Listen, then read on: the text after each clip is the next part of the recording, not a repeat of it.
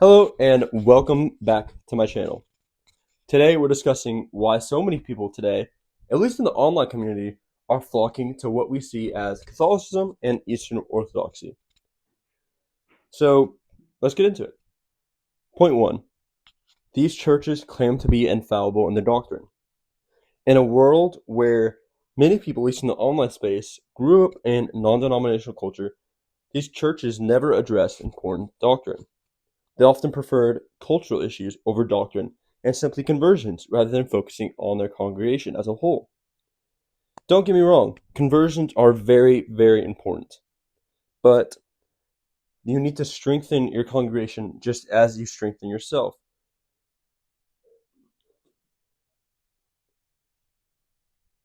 It's unfortunate as well, but effeminism has affected the modern church, even if some are by and large conservative. The modern music, the feelings-focused sermons, the me-focused culture as a whole, for men, it's not relevant to them. Men who want to feel challenged and to push and to feel uncomfortable, that is not where they will be staying. They need to be staying in a church that is very firm in their foundation and focused on strengthening the entire congregation. Many men today, at least in the online community, believe the church has strayed away from law-focused sermons and focused on a supposed, almost like a boyfriend Jesus culture in the church. Whereas the Eastern Orthodox Church and the Catholic Church both have a sort of reverence for the Lord and a very firm foundation on what they believe and how they are to worship Christ. Don't get me wrong, there's many ways to have a liturgy, to have a service. But a lot of modern men don't believe the modern non-denominational church does that. Point 4. They are firm. They have doctrines laid out for centuries, and at least as for the Roman Catholic Church, they have a supposed infallible magisterium. So if there's a doubt, check the Catholic Catechism, check Catholic Answers. There's hundreds of answers at new converts' fingertips. And this is an issue for non-denominational churches, where each congregation is individual. It is not focused on doctrine, rather it is focused on the church size. And point 5. This point is probably the most important. If you haven't seen, a very famous priest named Father Michael Schmitz pointed out something at a Catholic conference, I believe in 2015. That is the Eucharist, Christ's body and blood. It's also known around other evangelical circles as communion.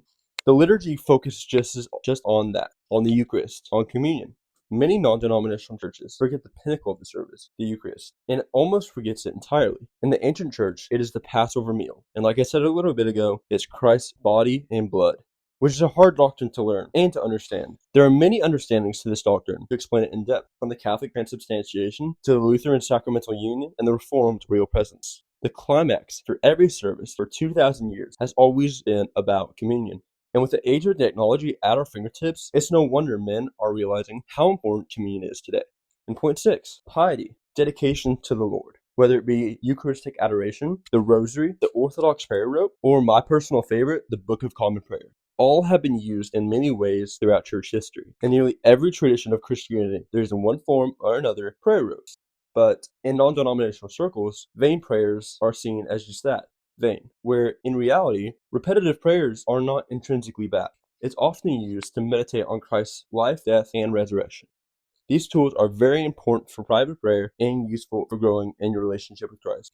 But I do want to point out, and this is a really important thing, that this isn't a bash on non-denominational churches, but a clear observation of what might need to be addressed to educate young men that are intrigued with Rome or the East. This is only a couple of things that I've seen and I have personally struggled with throughout my conversion from being non-denominational to almost Catholic and then eventually becoming Reformed and Protestant. If you enjoyed this video, be sure to like, subscribe, turn on this notification for every single new video I have out, and stay tuned for my next one. Peace.